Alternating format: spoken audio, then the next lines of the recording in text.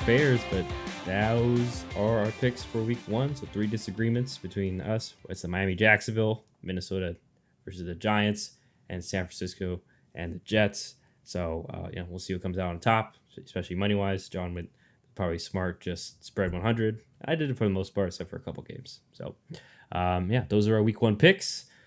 Let's move on to our season predictions, since season still hasn't technically started, so we can get these out and hopefully look back in a couple months and see if we were right / horribly wrong. So I'll throw it to you first, John. And obviously the way we'll do it is we're just going to mention our 7 seeds, the 7 teams that make the playoffs. Obviously the 4 teams that win their division, and then you can elaborate how you see each playoff kind of running down to the Super Bowl.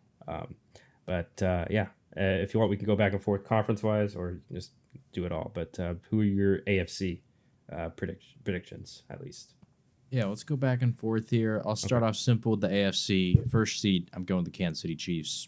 Just not going to mess around here. I've had hot takes in the past, and sure, like Kansas City wasn't even the first seed overall last year, but it's just tough for me to really project who like the standout team is going to be if it's not Kansas City. And for that reason alone, I'm just going to keep it simple and say first seed in the AFC, we're taking the Chiefs because it's the most likely to happen. And a lot of the other teams feels like somewhat projection. The number 2 seed, I'm going to go with the Baltimore Ravens. I still think they're going to be a really good team this year. They did have some transition points, specifically on the offensive line, but they also heavily upgraded, the running back room with a guy like Derrick Henry. So I think they're a little more insulated when it comes to, maybe potential lack of a passing game, because when you've got Lamar and Derrick Henry, that run game is going to be scary. So I'm going to say Baltimore, especially with a lot of the key defensive guys they've got, Kyle Hamilton, Roquan Smith. I think that Baltimore is going to be really solid this year. I'm taking them to be the 2 seed. Number 3 seed, I'm going to be taking the Miami Dolphins. I know this may be a surprise because I have consistently been a believer in the Buffalo Bills to be the team that wins this division. And I've always said that I feel like Miami is going to be a step behind, but I don't know. I just had some sort of inkling that Miami is going to maybe win the division this year. I don't know how much in terms of a gap, but I'm going to say Miami takes the division. And my 4th seed is going to be the Houston Texans in the AFC South. So, yeah, Houston. I mean, I don't know really much to say about Houston that I didn't already say earlier. Outside of the, I like the upgrades that they have with all the veterans of Stephon Diggs, Joe Mixon, all these kind of guys to kind of pair with the young pieces of Nico Collins, Tank Dell, C.J. Stroud, Will Anderson, et cetera, who are continue to develop. So I'm going to take Houston to win that division. In the wild card spots, my 5th seed is going to be the Cincinnati Bengals. I think there's even a realistic scenario where maybe they've got a better record than either Houston or Miami in the way that I've seeded things. I'm expecting a strong year from Cincinnati. The concerns I have are mainly defensive, which is why I didn't put them over the Baltimore Ravens when it came to the division title, but I still think they can be a solid team overall, especially defensively against the run with the defensive line they've got and, the linebacker core. So I'm going to take Cincinnati as my 5th seed. My 6th seed is going to be the Buffalo Bills. Just simply put, I'm not taking Josh Allen out of the playoffs. They've just been a perennial playoff team. Even when things got dire last year and they had to win like 4 out of their last 5, they did it. So, yeah. I'm going to be going with the Buffalo Bills as my 6th seed. And sneaking in as the 7th seed, we've got the Jacksonville Jaguars. Missed the playoffs last year. I think they have a bounce-back year here as long as everybody can stay healthy. I expect a little bit of a improvement in terms of the offensive production from some of the guys like Trevor Lawrence and Travis Etienne. So, 1 through 7, just to recap, Kansas City Chiefs, number 1. Baltimore Ravens, Miami Dolphins, and then the Houston Texans, all winning the division, being the 1 through 4 seeds. And then in the wild card round, I've got Cincinnati Bengals, Buffalo Bills, and Jacksonville Jaguars. All right, so for mine, I matched you out number 1. I had Kansas City also. I think also factored in like their division, and I just feel like I won't be shocked if it's another year they go like 6-0, maybe 5-1 in their division. But nonetheless, I think that helps in regards to. That will help them kind of secure that 1 seed. And like I mentioned, especially some of their important games at the beginning of the year, they can start off hot. Then that will definitely be it. So yeah, I have them at 1. At 2, I have the Baltimore Ravens. Even though I mentioned a little bit of concern for them week 1, like you mentioned, there's still a lot of very good, very great talent in regard all around across the board. They'll figure it out. They'll adjust. And they've done it, season in, season out for the most part. And the only year they even made it that one year with Tyler Huntley as their backup for that last month of the season. So yeah, I think Baltimore at 2, their team on the mission, of course, trying to justify everything, and obviously, like you mentioned with Derrick Henry, more dynamic offense. At number 3 is where I put the Houston Texans. I just feel like, especially, I think the defense. I think both. I'm very high on that. Both sides of the ball can take the next step. Now, maybe not right away. I'll be shocked if there's a couple, maybe a month where maybe one offense is struggling or defense isn't having a great months. But overall, there's a lot of talent, a lot of good coaching there, and yeah, I just think the Texans are going to keep their foot on the gas pedal in regards to this rise and win their division. Secure a home game for that first week of the playoffs. At number 4 for me is where I'm going to put the Buffalo Bills. I just not sure if I can trust the rest of the AFC East. I'll leave that more to later. But in regards to the Bills, like you mentioned, they still got Josh Allen. I'm not counting that dude out. And Sean McDermott, we saw him. While I may have his criticisms of how elite the defense is, they always are manageable in regards. They're not absolutely horrid, and he's very good at game planning and just limiting the other team so that Josh Allen just can propel them to a couple more wins.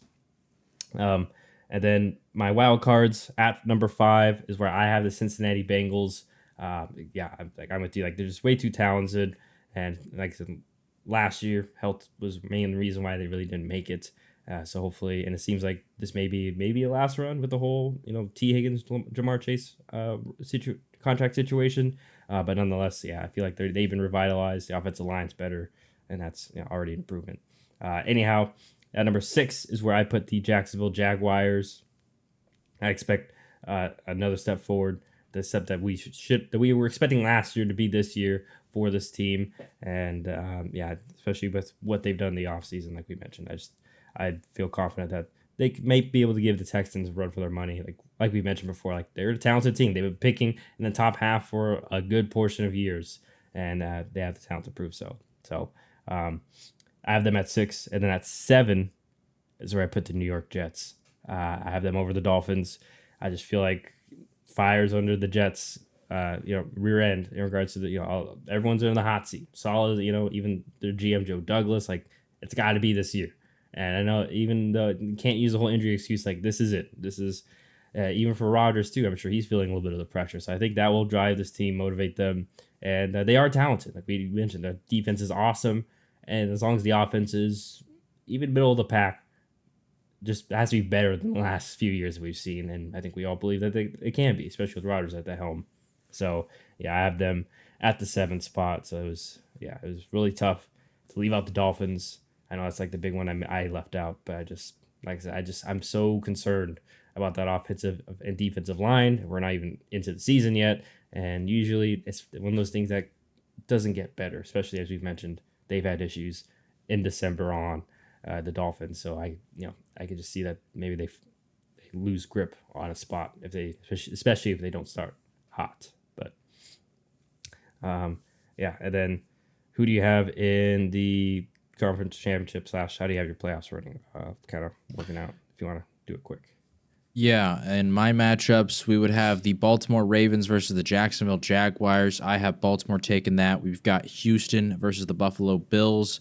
I have got Houston taking that. And then we've got Miami versus Cincinnati. I have Cincinnati taking that, which means that in the divisional round, we would have Kansas City versus the Cincinnati Bengals, and then Baltimore versus Houston. I have Kansas City defeating the Bengals, even conquering maybe one of their previous playoff demons.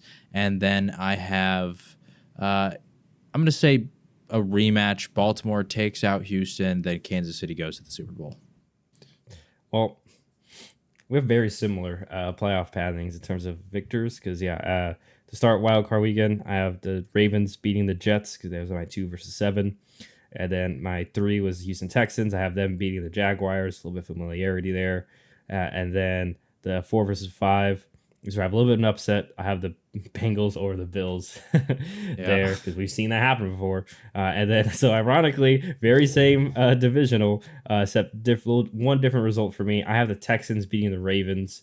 That's a little bit of a kind of a shot in the dart. I don't know. Just we'll see. And then Sure. I have the Chiefs beating the Bengals as well, especially since that one's at Arrowhead. And then obviously conference championship. Fortunately for the Texans, don't worry, the train stopped there. I have the Chiefs beating the Texans and the Chiefs also returning to the Super Bowl for third straight year, and obviously chasing that three-peat. So we'll see if our NFC is very similar in any aspect. So who are your 7 teams you think will make the playoffs in the NFC? Yeah, in the NFC, I have, once again, I'm going to start simple. We're going to have the San Francisco 49ers, my number 1 seed. Just felt, I mean, I think it's more open than the AFC was in terms of how confident I feel with the Chiefs. So there's that difference, but at the same time, I just think the San Francisco is still the top dog there. So I'm going to go with the Niners, number 1 seed. Number 2 seed, I'm going to have a little bit of a bounce back. The Philadelphia Eagles here. I think they're going to win the NFC East. We've seen historically the NFC East over the last almost 30 years, pretty much. It's pretty rare that we have a repeat division winner. Dallas won last year. I think the Eagles go on and win it this year. In the 3 seed, I have got the Detroit Lions. Once again, very consistent path to winning when you've got a great offensive line. You've got 2 great running backs, a star wide receiver, and a pretty decent defense, especially with a revamped secondary. So I'm going to Detroit Lions winning the NFC North. And then I've got the Atlanta Falcons winning the NFC South. A interesting division. Last year Tampa won, and then they won their wild card game. But simply put, I've got the Atlanta Falcons being able to come out of there on top. In the 5th seed, I have the Dallas Cowboys. Once again, I think they're 10, 11, 12 win team like they were last year. Wild card spot, and then we'll see what happens, in the playoffs. In my projection matchup, they'll be playing the Falcons. I guess we'll talk about it when we get there. Then in the 6th seed, I've got your Green Bay Packers, once again making the playoffs, sneaking in. And in the 7th seed, I have the Seattle Seahawks. And yeah, I don't know. If you go back to our preseason preview, I believe in a lot of the Seattle Seahawks additions here. I like the coaching change, and I feel like this offense could definitely take a step this year, depending on how guys like Jackson Smith and Jigba, Kenneth Walker, Zach Charbonnet look. So, yeah, I'm excited for Seattle. I think they make the playoffs. Who do you got? All right, so for my 1 seed, I have the Detroit Lions. Just one of those teams where I think there's the arrow is going to continue up in terms of internal growth and some of their additions, and I think it helps. I think they'll embrace being hunted and the quote unquote pressure on them now that everyone knows what to expect in a sense. But anyway, I have them at 1. At 2 is where I have the San Francisco 49ers, and that's just a little bit more of I think what I alluded to in regards to our picks. A little bit of a slower start I expect, and then also their division. I won't be like you mentioned, I think the Seahawks, I think, are better. Even the Cardinals are better. So I wouldn't be shocked if maybe they both maybe win a game or one of those two, just take an extra game or two off of the 49ers. So that's why I have them at 2. But obviously, they're still great. At 3 is where I have the Philadelphia Eagles. So obviously, winning your division. Very similar. I mean, I only know that stat because of you, because of the change. And yeah, I expect that they'll bounce back. And this is going to be, like I mentioned, for like Saleh and the Jets. This is a big year for Sirianni. We already heard that they were thinking about firing him after last year, and they made the playoffs. And granted, maybe it's justified. So I think that he's on the hot seat as well and even Jalen Hurts, because got a lot of doubters, maybe some us included. But I think they're going to want to bounce back in a big way and be motivated to do so, and obviously have the talent to do so. At 4 is where I have the Atlanta Falcons. So it's very similar to last year. I think I had them at 4 also. But definitely more confident that they're going to take the step and win the division this year with both their quarterbacks they added. So maybe that's why they did that. But and obviously we felt very good about just their additions as well. At 5 is where I have my Green Bay Packers.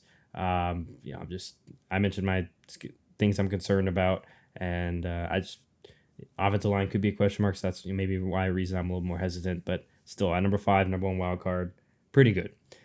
At number 6 is where I have the Los Angeles Rams. I just think that offense, especially, is too good just to leave out of the playoffs. I think their defense will do enough as well. I think they'll figure their way as the season goes on, but may not be elite enough, like I'll allude to later, maybe to win a couple against some of the elite teams like the Niners and such.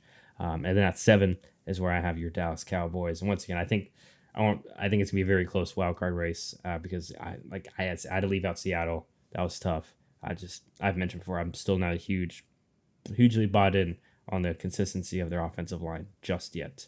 But yeah, those, just to recap: Lions at 1, Niners at 2, Eagles at 3, Falcons at 4, Packers at 5, Rams at 6, and your Cowboys at 7 for me. So, how do you see things shaking out on your end of the bracket? All right, so my matchups, we will start with the Philadelphia Eagles versus the Seattle Seahawks. Although Seattle did beat them last year, I'm taking Philadelphia to win that game. We've got the Detroit Lions versus your Green Bay Packers, and unfortunately for you, I will be taking Detroit. And we've got the Atlanta Falcons versus my Dallas Cowboys. And I don't know, maybe it's just because of Kirk Cousins and a potential primetime slot, but I'm going to take Dallas to win that wild card game. So then we have the 49ers versus the Cowboys. I'm taking the Niners again. And then we have the Eagles versus the Lions. I'm going to go with Philadelphia. And then we have the 49ers and the Eagles in the NFC Championship. And this may shock some people. I hate this, but I'm going to say the Eagles go to the Super Bowl and we have a Eagles-Chiefs rematch.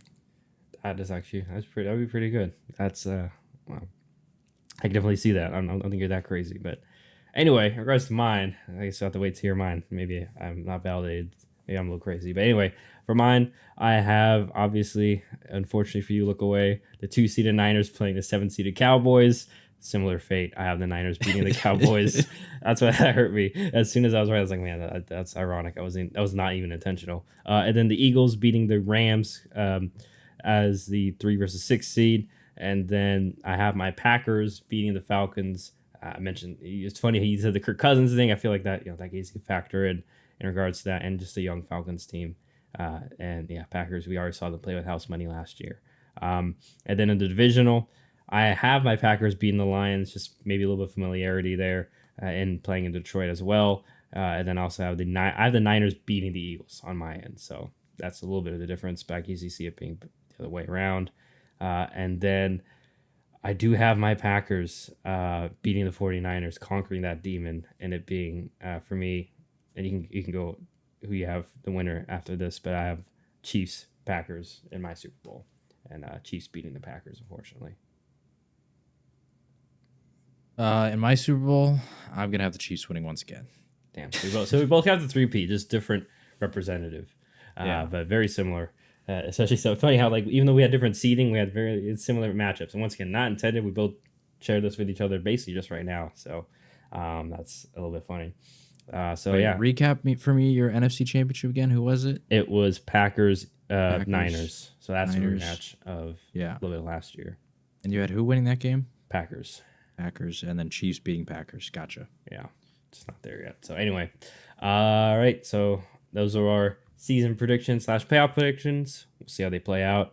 In regards to awards, so obviously there's MVP, and this is tough too because like sometimes you have to factor that. It's hard to factor it into who you have where. I think we were talking about that obviously before we got on. So who do you have as your predicted MVP for this year? Yeah, this is when I told you earlier that I'm being real basic. I'm taking Patrick Mahomes. Nice. It's as simple as that. I understand. I wanted to take CJ Stroud. I just wanted to be known. And maybe I should have, was how I ranked the Texans as a 3 seed, but I went with Joe Burrow. I just feel like, sure, especially sometimes too, it's like a little bit of the later and as like, what you do in December type deal. And I wouldn't be shocked if the Bengals kind of go on a run, get red hot then as well. And Burrow's putting up good numbers as well. And technically, odds-wise, obviously, like you alluded to, you're quote-unquote basic. And Mahomes is the odds-on favorite.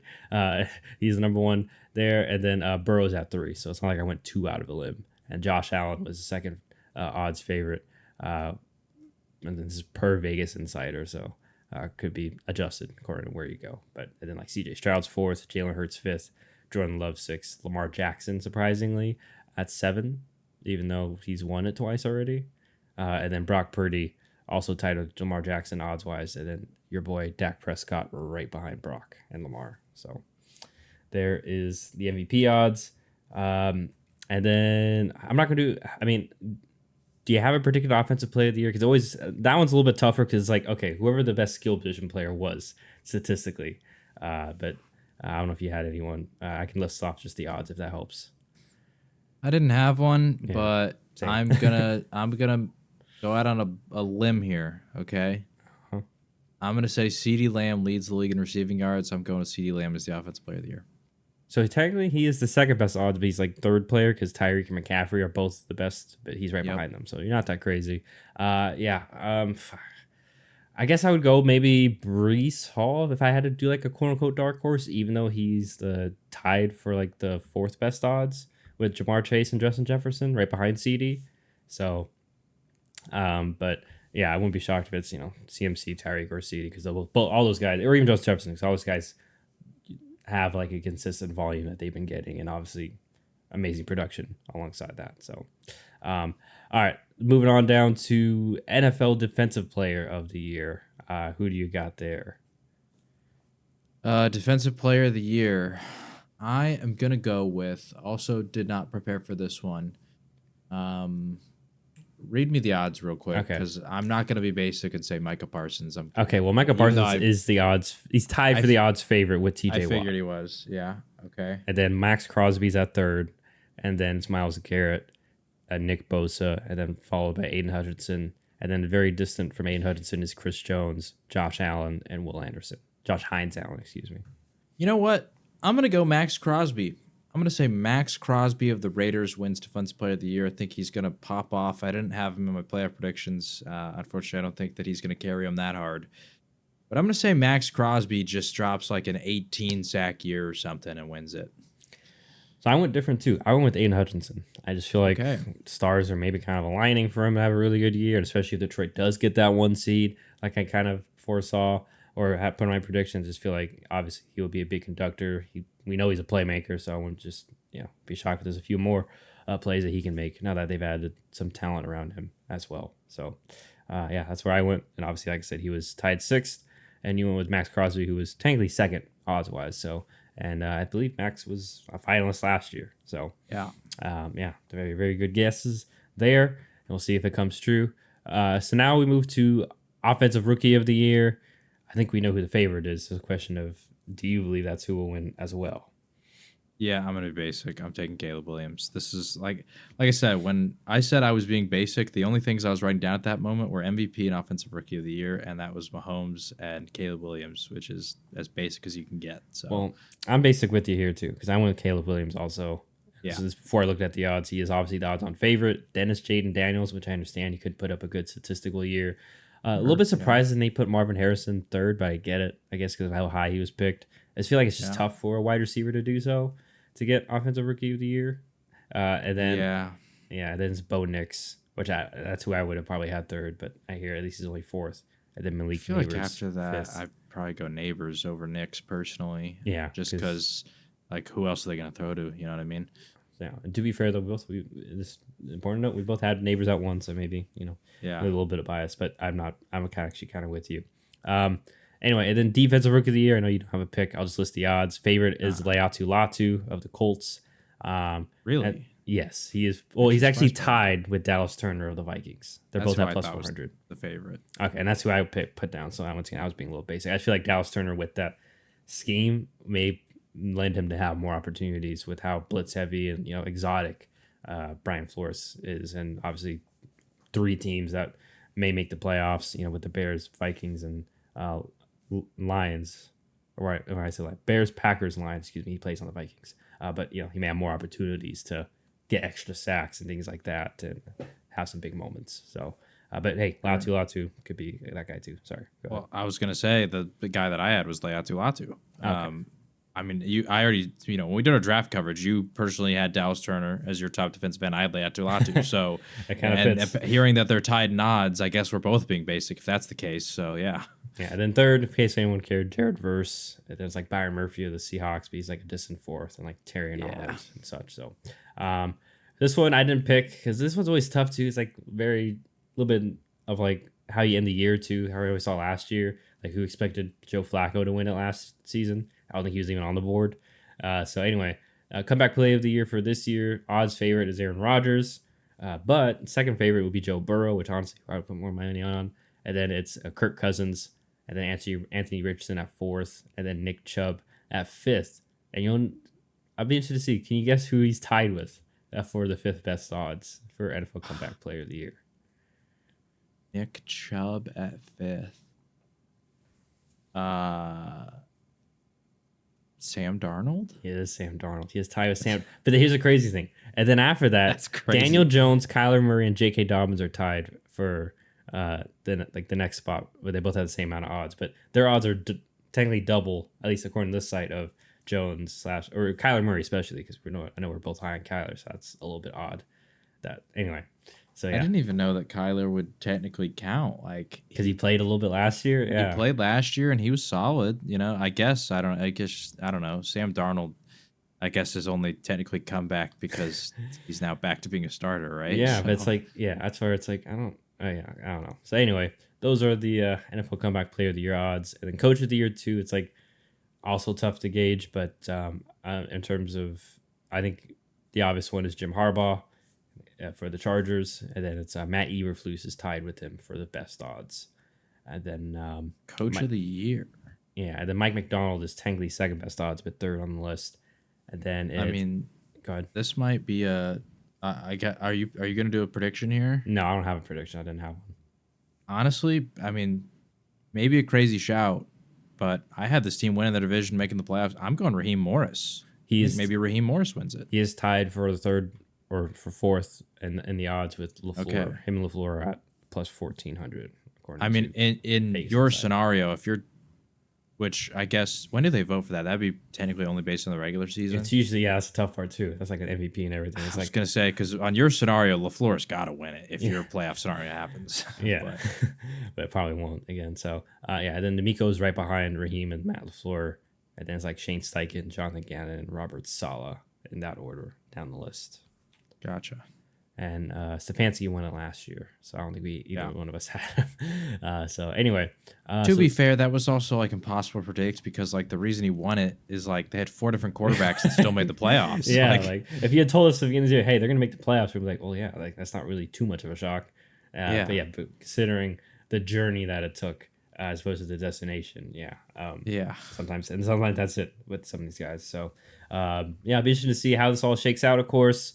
We're very excited. I know we got a bunch of fantasy leagues. We actually play each other in our dynasty league, right? Or in my dynasty league. Luckily, it's not the other one. The one I'm actually contending in that we're playing week 1. I wouldn't want to start off the season on that note. But playing mine, where John is the defending champ. So, and my team's in a rebuild. So we'll see if we can pull off the upset or if John's going to keep trucking along from the momentum of last season.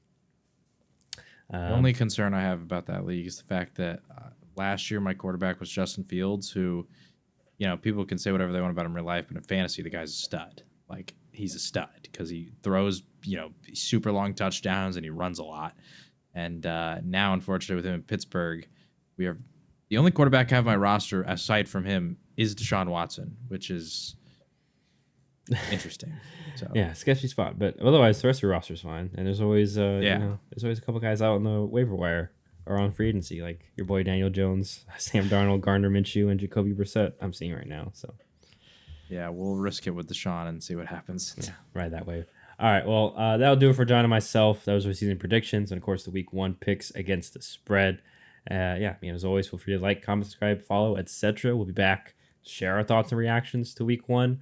And then obviously make picks for week 2 and so on and so forth. And then we'll also we'll make our picks next week, go back to finishing up and kind of finishing our positional rankings. We had a couple of defensive positions that we need to finish. We didn't get a chance to do so. So we'll be doing that a little bit into the season as well. But other than that, enjoy your football, everyone. I know I will. Kind of cool that we do have an extra game, although I don't love that it's in Brazil. Anyway, in regards to just, not Brazil itself, but just international, you never know how that stuff goes in regards to Yeah. how players react and are ready for the game and such. So anyway, nonetheless, we'll see you on the flip side. Everyone, enjoy your week one. Adios.